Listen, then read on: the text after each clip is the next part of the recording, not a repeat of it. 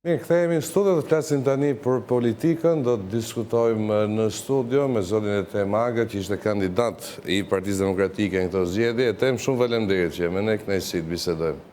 Faleminderit juve Gjoj, sa po erdha nga Parisi, nga aeroporti direkt tek ju, po para se të fillojmë, doja të bëja një urim për festën e Kurban Bayramit, që është sot. Uroj nga zemra të gjithë besimtarëve shqiptar, besimtarë musliman shqiptar, gëzuar festën e Kurban Bayramit për ata dhe për familjet e tyre. I bashkëgjitemi edhe ne si televizion urimit. Etem, më përnis bisedën nga një proces rinumërimi votash që do ndodh në Tiranë. Ju ishit kandidat në këtë qark, është I pranueshëm për ju, I nevojshëm përballë pakënaqësive që mund të kenë patur edhe kolegë. Ju jeni në rregull me rezultatin që ka dalë? Tani, Gjoj, kontestimi I zgjedhjeve të 11 majit nga opozita, nga 26 partitë cilat përbëjnë koalicionin tonë, ka marrë një rrjedhë të re. Bëhet fjalë për një mungesë të 130.000 fletëve të votimit që nuk gjenden. Do thonë, ne në këtë, do të thonë, nuk e dim ende nga vjen kjo herë fillimisht, do të thonë, nga vjen nga kush është burimi, por me shumë gjasa, do të thonë, parimi që edhe kriminali më I kujdesshëm një ditë do të gaboj, është e vlefshme edhe në rastin e manipulimit të zgjedhjeve të fundit parlamentare. Unë nuk kam kërkuar rinumërimin e votave të mia, por shumë kolegë të mi, do të thonë, të Partisë Demokratike, kanë kërkuar rinumërimin edhe mire kanë bërë që kanë kërkuar rinumërimin. Dje e morën vesh nga KAS që do të rinumërohen të 1280 kutit e votimit të qarkut të Tiranës. Gjë e mirë kjo. Do të shohim nëse ka apo nuk ka manipulime. Por megjithatë unë do të veçoja që kjo nuk duhet të legjitimitoj masakrën zgjedhore të cilët Partia Socialiste kanë bërë në këto zgjedhje parlamentare. Pra, për ju gabimet nuk ndodhin në numërim, por në gjithë procesin. Po. Nuk presin patronazhistët edhe ustallarët e Partisë Socialiste, nuk presin ditën e fundit ose ditën e votimit që të manipulojnë zgjedhjet. Ato që ditën e parë pas zgjedhjeve dhe paraardhëse fillojnë procesin e manipulimit të saj, domethënë nëpërmjet presioneve, punësimeve në administratë apo allëzhverishjeve të tyre pafund. Nuk mendoj që është kjo, domethënë, dita e fundit, po atë do të shifet. Okej. Edhem, sa I takon zgjedhjeve, PD-ja vazhdon me qëndrimin e saj për parregullsi në masë. Dhe ka nisur dhe një fushat informimi, dokumentimi të parregullsive. Mund t'ju çojë gjykundi një rrugë e tillë? Po, gjë. Tani, në perceptimin e shqiptarëve, zgjedhjet janë të manipuluara. Edhe kjo nuk I le njerëzit të qetë. Duke parë që edhe nga ana e Partisë Socialiste ka zëra të cilët thonë që zgjedhjet janë të manipuluara, midis tyre, atëherë pse ne do të thonë, mos ta kemi këtë legjitimitet edhe të kërkojmë, do të thonë, rinumërimin edhe të themi që këto zgjedhje janë të manipuluara. Pra, kjo mund të na çojë, po, mund të na çojë që në zgjedhjet e ardhshme parlamentare mos të ketë një masakër, një farsë të tillë. Kjo është, domethënë, për mua kjo është gjëja kryesore. Gjoj,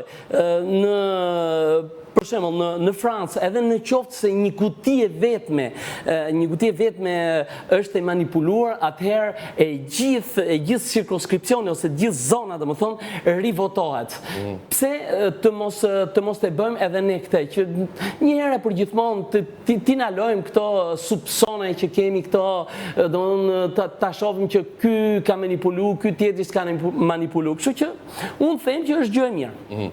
Edhem, sa I takon, po themi rezultatit, për një pjesë të mirë të analistëve politik, ka dhe probleme në Partinë Demokratike. Këto deri tani janë shmangur me argumentin se do të shfokusonin vëmendjen nga betejë për zgjedhje të lira dhe të ndershme, por në gjykimin tënd duhen parë kandidatët, kryetarët e degëve, kushdo të analizohet drejt dhe të përpiqet të ditet një rezultat që kush ka performuar mirë të promovohet në betejat e ardhshme dhe kush ka dalë keq të bëjë një vend për ata që kanë punuar më shumë.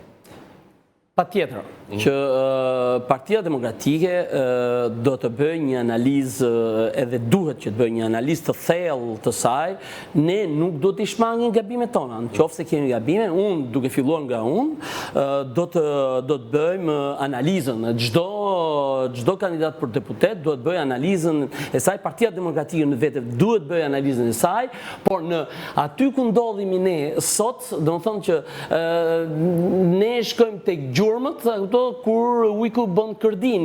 Kështu që duhet Partia Demokratike dhe forumet e saj duhet sot janë të fokusuara ke masakra elektorale e cila është bërë me 11 maj, edhe jo tek analiza e saj. Po patjetër që do të ketë një analizë në të gjitha forumet e Partisë Demokratike.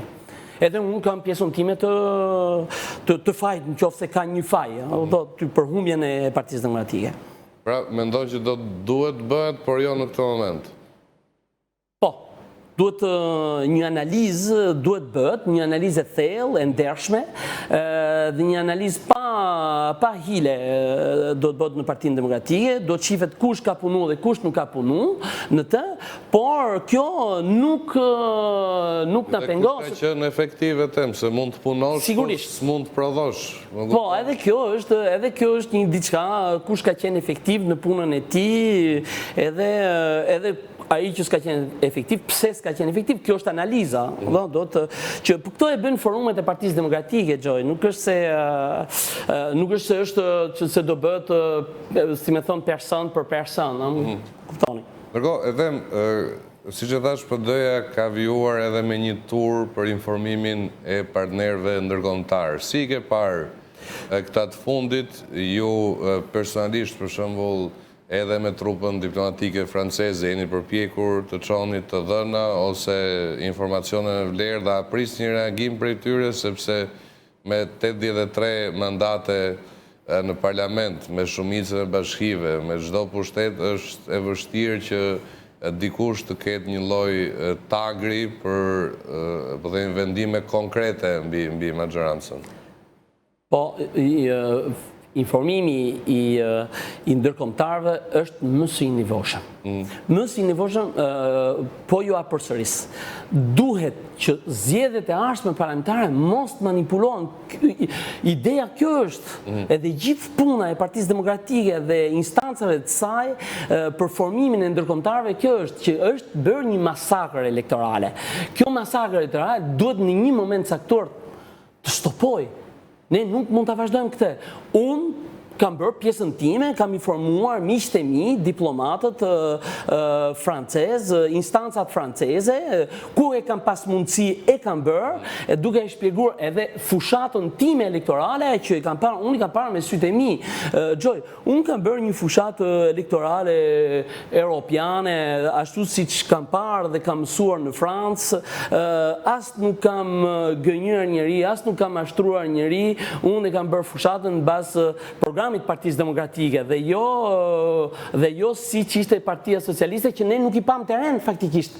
Ore, në qoftë se unë mund t'ju tregoj, për shumë po ta shohësh, për shumë ke zona e Farkës në degën 12, po ta shikojmë, aty ishi delegum Etjen Gjafaj. Po ta shohësh Etjen Gjafa ka dalë, mund të themi, i rru i qef aty. Njerëzit që kanë fituar më shumë është ministri i Mrençëm, Zoti Hoxha, një ministre tjetër e kështu me radhë. Kjo tregon që ka pas një orientim të votës edhe tek Partia Socialiste ka qenë një masakër në vetvete, edhe këta ka qenë një masakër. Po tek demokratët pati lojtë pandershme e tem në element të caktuar, jo në mas, por dëgjo, tek votat personale edhe tek Partia Demokratike unë nuk kam pa lojë të pistë. Personalisht. Po, me gjitha të, dhe më thonë, Gjoj, unë nuk përjashton. po, nuk i përjashtoj që mund të ketë fundja rinumrimi i votave që do të bëhet, do të tregoj, domethënë nëse ka pas apo nuk ka pas hile edhe këne. Ne si Parti Demokratike jemi shumë krenar që ta bëjmë rinumrimin dhe nëse një njeri këne ka qenë hilacak, edhe ne do ta vëmë shpatlla për muri këtë njeri, sepse fundja nëse ne nuk e duam demokracinë, ç'ti themi tjerëve. Kështu që, por unë nuk kam parë, me të thënë drejtën nuk është se kam parë hile tek ne. Edhe duke mos kontestuar çdo gjë që the për parregullësitë, për dyshimet, për çdo element që mund të ketë qenë i palishëm, a kishte diçka që PD-ja e bëri gabim në këtë zgjedhje ose diçka që mund ta bënte më mirë? Shumë kanë folur për listat që mund të ishin përpiluar ndryshe, shumë kanë folur për disa kandidatë që mund të jepe një hapësirë më e madhe. Ka shumë zëra edhe sidomos për këtë punë, kush ka qenë listat e mbyllur, kush ka qenë listat e hapura etj. Këtë debat ne kemi bërë para zgjedhjeve. Edhe funda do të thonë që për pak knajtësit që kanë qenë atë kohë, i kanë thonë njerëzit. Tani, nuk duhet të merrem me këtë, se funda gjithçka ka përfunduar këtu. Nuk është se do të rregullojmë diçka, kush ka qenë dhe kush nuk ka qenë tek listat e mbyllur apo tek listat e hapura.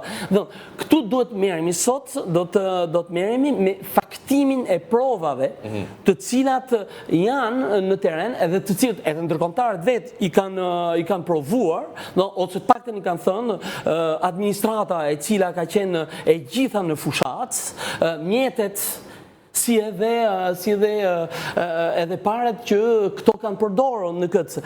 Mungesa e 130.000 fletëve të votimit, edhe sikur ishte e vetmja provë manipulimi, do të ishte një skandal në vete. Automatikisht zgjedhjet e 11 maj do të ishin të pavlefshme, në qoftë se kjo provohet, gjithmonë, do të thonë se kjo është këtu duhet të rrim. Edhe në qoftë se kjo Komisioni Qendror i Zgjedhjeve, Partia Socialiste, edhe të gjitha instancat, në qoftë se ne e provojmë që janë 130.000 fletë votimi që nuk që mungojnë, atëherë do të marrin përgjegjësi gjithë këto njerëz. Do të marrin përgjegjësi dhe është shumë e rëndësishme që një herë për gjithmonë populli shqiptar dhe shqiptarët të jenë kur shkojnë në votim të kenë një besueshmëri, edhe që të shkojnë edhe të thonë që të binë paqe me veten në fund, që në momentin që ke fituar ose ke humbur, kur humbën ti thu